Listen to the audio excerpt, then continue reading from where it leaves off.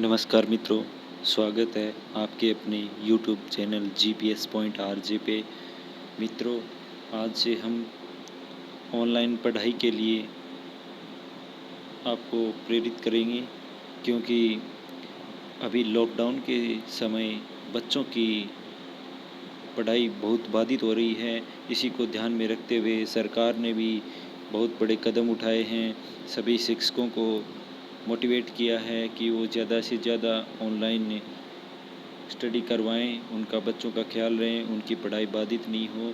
इसी को ध्यान में रखते हुए आज से मैं हर रोज़ नए नए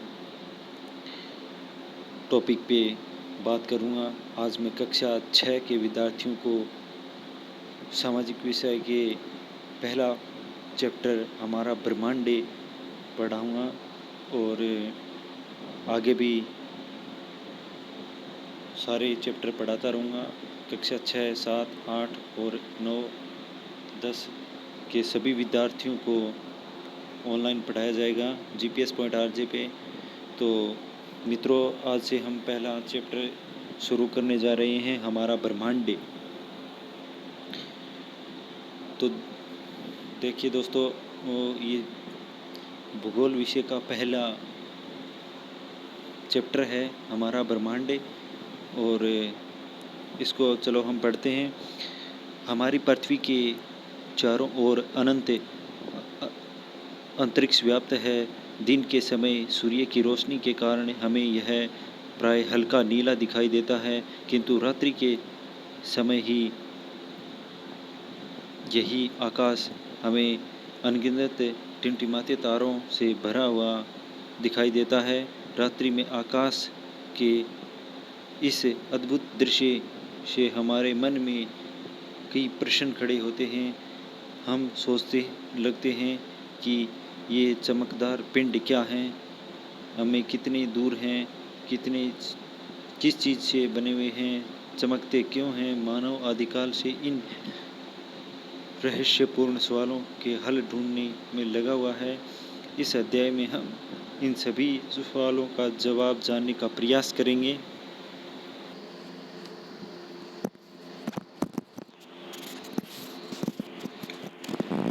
प्राचीन काल से आसमान में दिखाई देने वाले तारों के विभिन्न समूहों को तारामंडल, नक्षत्र मंडल या अन्य कई नामों से जाना जाता है रहा है। इन तारों के समूह और विभिन्न देशों में उनकी मान्यताओं एवं समूह के आधार पर विभिन्न नाम दिए गए हैं। भारत में आसमान में दिखने वाले 7 तारों के समूह को सप्तर्षि मंडल के नाम से जाना जाता है। प्राचीन जनमानस में यह मान्यता है कि ये 7 तारे महान ऋषि हैं, महान ज्ञानी ऋषि हैं, जो अपने अलौकिक ज्ञान से पृथ्वी को आलोकित करते हैं।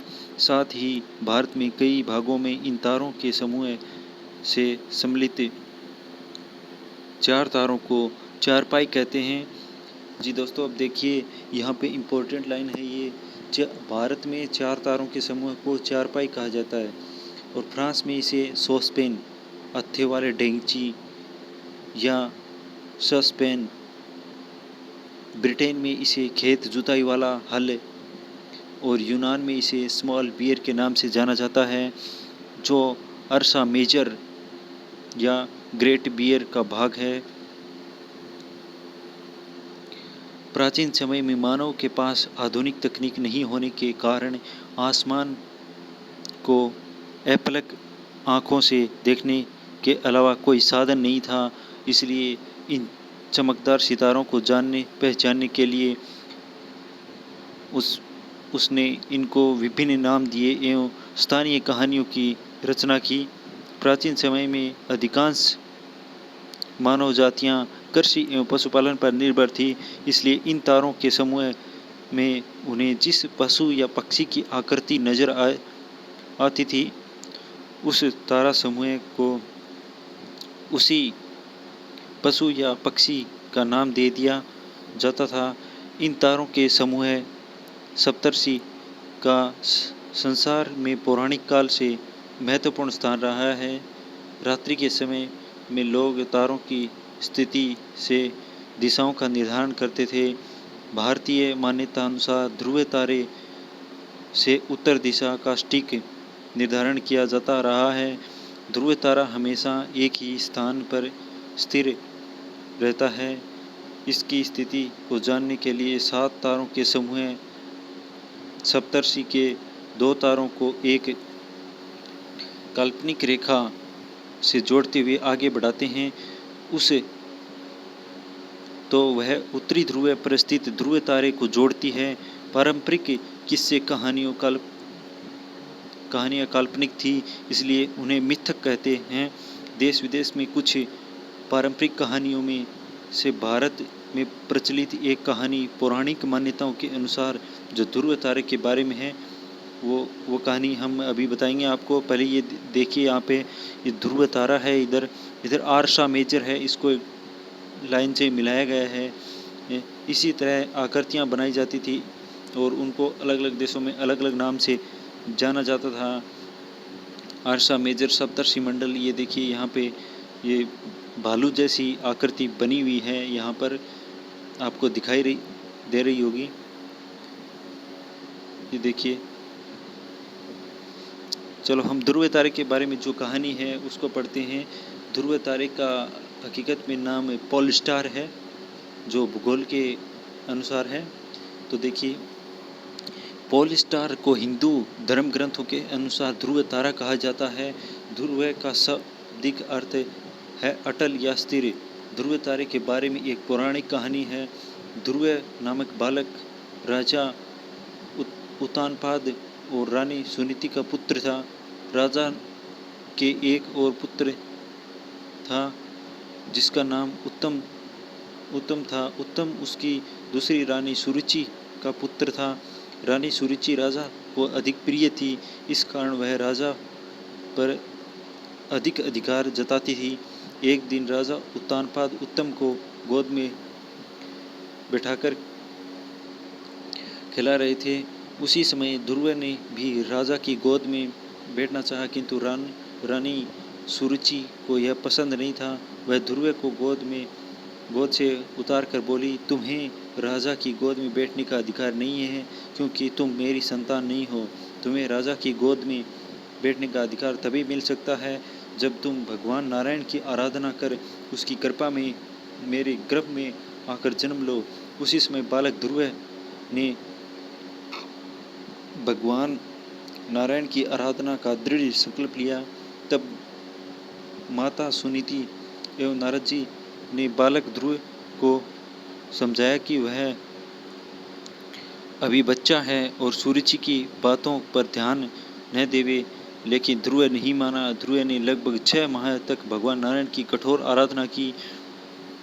बालक की आराधना से प्रसन्न होकर भगवान नारायण प्रकट हुए। उन्होंने ध्रुव को आशीर्वाद दिया कि वह इस पृथ्वी पर महान और बुद्धिमान राजा बनेगा एवं मृत्यु के बाद ध्रुव तारे के रूप में अमर होगा।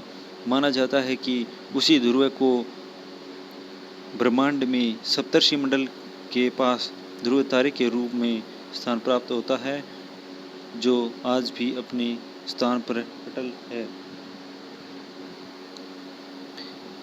आओ करके देखें। सूर्यास्त होने के बाद आसमान में तारों का अवलोकन कर सप्तर्षि मंडल की स्थिति का पता लगाइए। और नंबर 2 है, अपने परिवार के बड़े सदस्यों से तारों के बारे में पौराणिक किस्से कहानियाँ सुनिए और उन्हें अभ्यास पुस्तिका में लिखिए। तो आप ये करके देख सकते हैं आराम से, कोई दिक्कत नहीं है। और 3 नंबर क्या लिखा है, तारों के समूह के अनुसार उनकी आकृति पहचान कर इन्हें नाम देने का प्रयास कीजिए। आकृति पहचान कर उन्हें नाम दे सकते हैं आप। खगोल पिंड के बारे में अपन जानते हैं। आसमान में फैले तारे, उल्का ग्रह, उपग्रह, धूमकेतु आदि, जिनमें हमारी पृथ्वी, सूर्य एवं चंद्रमा भी शामिल है, खगोलीय पिंड कहलाते हैं। दूर स्थित तारे जो हमें बहुत सूक्ष्म रूप से दिखाई देते हैं, वे विशाल और अति गर्म गैसीय पिंड होते हैं। ये तारे हाइड्रोजन एवं हीलियम के मिश्रण से बने हैं। ये अत्यधिक ऊष्मा और ऊर्जा विकसित करते हैं। हमारा सूर्य भी वास्तव में एक तारा ही है। तारों की तरह सभी खगोलीय पिंड गैसीय नहीं होते। कुछ पिंड सिर्फ ठोस पदार्थों से बने हैं और कुछ ठोस द्रव्य एवं गैसीय पदार्थों से बने हैं। हमें आसमान में तारे बहुत सूक्ष्म एवं एक दूसरे के पास दिखाई देते हैं, परंतु वास्तव में ये विशाल हैं और एक दूसरे से बहुत दूर स्थित हैं। इनमें से कुछ की चमक बहुत तेज़ होती है और कुछ की कम। हमारा इसका कारण है कि कुछ पिंड स्वयं चमकदार हैं और कुछ दूसरे पिंड के प्रकाश से चमकते हैं। सभी ग्रह एवं उपग्रह सूर्य के प्रकाश से चमकते हैं। आपके मन में यह बात जरूर आई होगी कि आसमान में रात्रि में चमकने वाली ये वस्तुएं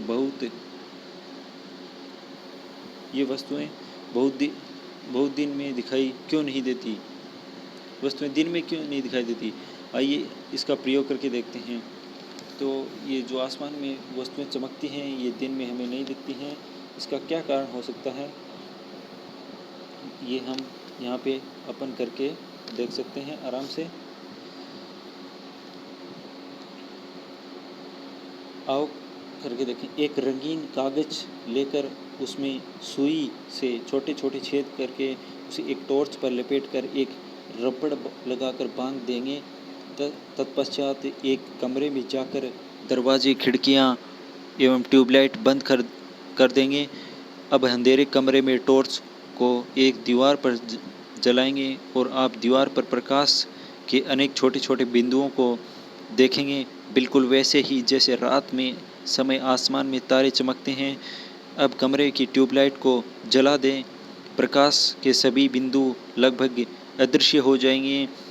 ठीक इसी तरह सूर्य के उदय होने एवं अन्य तारे अदृश्य हो जाते हैं, अर्थात पृथ्वी के निकट होने के कारण सूर्य की रोशनी अन्य तारों से अधिक है, इसलिए हमें दिन में अन्य तारे दिखाई नहीं देते, जबकि सभी तारे अपनी जगह पर ही होते हैं।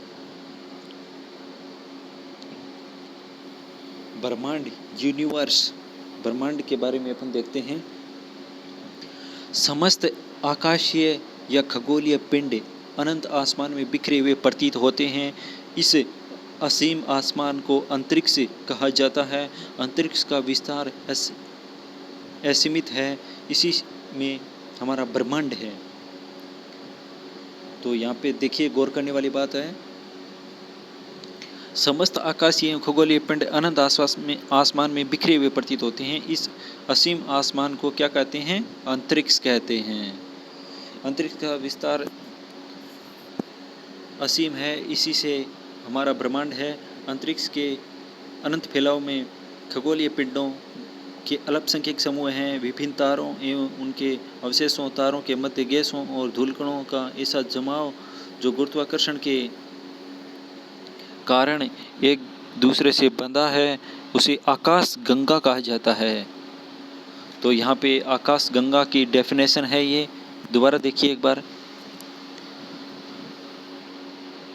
विभिन्न तारों एवं उनके अवशेषों, विभिन्न तारों और उनके अवशेषों, तारों के मध्य गैसों और धूलकणों का ऐसा जमाव जो गुरुत्वाकर्षण के कारण एक दूसरे से बंधा हुआ है, उसे आकाश गंगा कहते हैं। जो लाखों प्रकाश वर्ष की लंबाई चौड़ाई में फैली है, उन्हीं अनगिनत आकाश गंगाओं के समूह को ब्रह्मांड कहते हैं। जैसे कि हम सभी जानते हैं, तारों के छोटे समूह को नक्षत्र मंडल कहते हैं। तारों का जो छोटा समूह होता है, उसको हम नक्षत्र मंडल के नाम से जाना जाता है। और लाखों नक्षत्र मंडल तारक मध्य गैसों, धूलकणों से आकाश गंगा का निर्माण होता है। विभिन्न नक्षत्र मंडलों के अंदर तारकीय मंडल स्थित हैं, जैसे हमारा सौरमंडल। क्या आप जानते हैं प्रकाश वर्ष के बारे में दिया गया है? प्रकाश वर्ष जैसे किलोमीटर को हम मापते हैं, सड़क की माप के लिए हम किलोमीटर का यूज़ में लेते हैं, उसी प्रकार इन खगोलीय पिंडों को आपस में दूरी को मापने के लिए प्रकाश वर्ष का उपयोग किया जाता है। तो जानते हैं प्रकाश वर्ष क्या है? देखिए, प्रकाश वर्ष दूरी का मापक है। इसका उपयोग खगोलीय पिंडों के बीच की दूरी मापने के लिए किया जाता है। एक वर्ष की अवधि में प्रकाश 3 लाख किलोमीटर प्रति सेकंड की गति से जितनी दूरी तक जा सकता है, उसी दूरी को एक प्रकाश वर्ष कहा जाता है।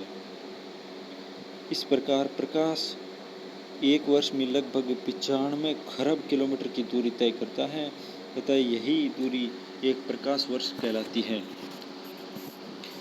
95 खरब किलोमीटर की दूरी एक प्रकाश वर्ष कहलाती है। यहाँ पे देखिए, गौर करने वाली बात है। ब्रह्मांड की उत्पत्ति। ब्रह्मांड मानव के लिए सदा से ही जिज्ञासा का कारण रहा है। ब्रह्मांड की उत्पत्ति के संबंध में ही काफ़ी रोचक किस्से प्रचलित हैं, किंतु वर्तमान समय में ब्रह्मांड की उत्पत्ति संबंधी सर्वमान्य सिद्धांत बिग बैंग है। इस सिद्धांत के अनुसार आज से 13.7 अरब वर्ष पहले एक वृहद प्रभावशाली विस्फोट हुआ, जिसे बिग बैंग कहा जाता है। विस्फोट के बाद ब्रह्मांड और खगोलीय पिंडों की उत्पत्ति हुई और तब से उसका विस्तार हो रहा है। ब्रह्मांड अनेकानेक आकाश गंगाओं से मिलकर बना है। पृथ्वी सहित सौर परिवार मंदाकिनी या ऐरावत पथ नामक आकाश गंगा में स्थित है। प्राचीन समय में भारत में इसकी परिकल्पना आसमान में प्रकाश की नदी से की गई है। देखिए दोस्तों, ये गौर करने वाली बात है कि यहाँ पे मंदाकिनी ऐरावत पथ है, इसको मिल्की वे कहा जाता है। इसको साथ में हम दूध मेखला भी कहते हैं। दूध मेखला भी इसी का ही नाम है, इसीलिए इसका नाम आकाशगंगा पड़ा, अर्थात आकाश में बहने वाली नदी। ऐरावत पथ के अतिरिक्त अन्य कई बड़ी प्रमुख आकाश गंगाएं हैं। तारों के समूह से ही आकाश गंगाओं का निर्माण होता है। ये यहाँ पे बिग बैंग सिद्धांत दिया गया है, वो दर्शाया गया है यहाँ पे किस तरह विस्फोट होता है।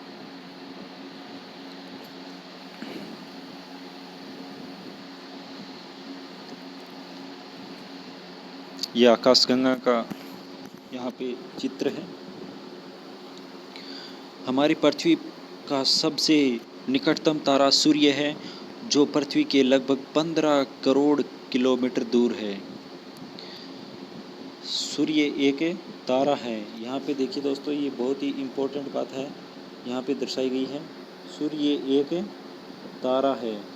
सूर्य क्या है? एक तारा है सूर्य। इसे जानना बहुत ज़रूरी है। जो पृथ्वी से लगभग 15 करोड़ किलोमीटर दूर है। अन्य तारों की रोशनी एवं चमक भी लगभग सूर्य के समान ही होती है, लेकिन वे सूर्य से अधिक दूर होने के कारण हमें अत्यंत छोटे दिखाई देते हैं। इन सब के अतिरिक्त एक विशेष आकृति वाला तारा जो हमें हमेशा दिखाई नहीं देता, वह तारा काफ़ी आकर्षक एवं निराला है।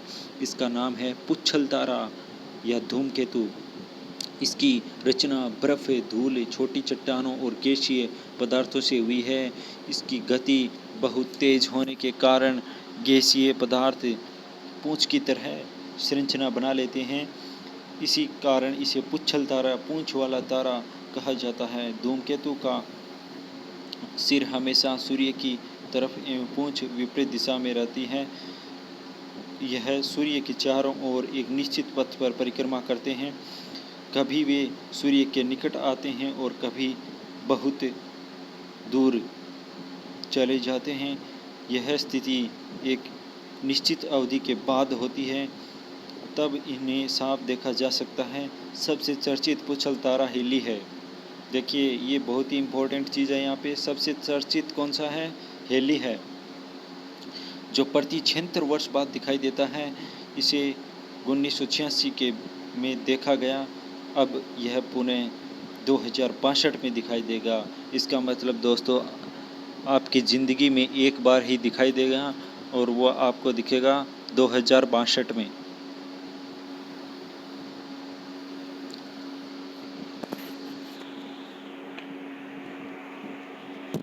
आओ करके देखें। आइए ब्रह्मांड के विस्तार और आकाशगंगाओं के बीच बढ़ती दूरी को समझाने के लिए एक प्रयोग करते हैं। एक गुब्बारा लेकर उस पर 2 या उससे अधिक निशान लगाते हैं। तत्पश्चात उस गुब्बारे को फुलाएंगे। फुलाने पर हम देखेंगे कि गुब्बारे एक लगे निशान एक दूसरे से दूर जा रहे हैं। ठीक इसी तरह आकाशगंगाएं भी एक दूसरे से दूर जा रही हैं। तो ये आपका चैप्टर था जो पूरा हो गया। थोड़ी शब्दावली भी मैं आपको बता देता हूँ। पौराणिक का मतलब होता है प्राचीन या पुराना। अनंत का मतलब है जिसका कोई अंत ना हो। ब्रह्मांड असंख्य आकाश गंगाओं का समूह है। सप्तर्षि मंडल 7 तारों का समूह है। खगोलीय पिंड आकाश में पाए जाने वाले ग्रह, तारे, उपग्रह आदि क्या हैं? खगोलीय पिंड हैं सारे। उपग्रह, यह ग्रह का चक्कर लगाने वाला पिंड उपग्रह कहलाता है। जो ग्रह का, तो जिस प्रकार पृथ्वी का एक ही उपग्रह कौन सा? चंद्रमा। चंद्रमा पृथ्वी का उपग्रह है। वो नक्षत्र मंडल तारों का समूह कहलाता है। तो ये दोस्तों आपका पहला चैप्टर हमारा ब्रह्मांड कंप्लीट होता है और इसके क्वेश्चन आंसर भी मैं आपको जल्द ही करवा दूंगा, जो पूरे करवा दूंगा अगले नेक्स्ट वीडियो में। आप देखते रहिए। तो दोस्तों आपको वीडियो अच्छा लगा तो चैनल को सब्सक्राइब ज़रूर करिए, क्योंकि आगे आपको आने वाली वीडियो तभी प्राप्त हो सकेंगी जब चैनल को सब्सक्राइब किया जाएगा। तो आपका प्यार और आशीर्वाद बना रहे। सभी छोटे बड़े भाइयों को बहुत बहुत धन्यवाद। जय हिंद, जय भारत।